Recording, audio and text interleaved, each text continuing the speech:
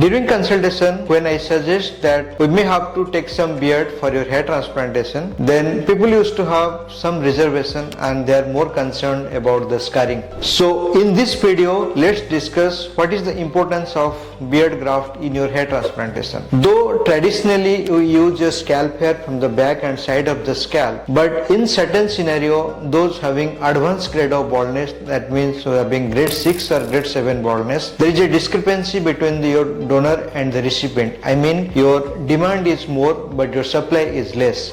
So it is not possible to give coverage to a reasonable area with a good density only from the scalp. Then in that scenario, we have to look for other source of donor, that is body hair. In body hair, commonly we use beard and then we use the chest hair. But while taking beard grafts, we take it below the jawline, which is in the shadow zone, and also we use very fine punch for the graft extraction. Because of the rich blood supply of the face, they used to heal very fast and the scar almost invisible after a certain time. There will be some sparseness in that area, but scar is not visible, and also it heals in a period of 5 to 6 days. But if you see the donor wise, it is an excellent filling material. Though beard graft texture wise it is different from the scalp, so it is more of coarse and curly and it is a thick hair. So we don't use at any part of your scalp.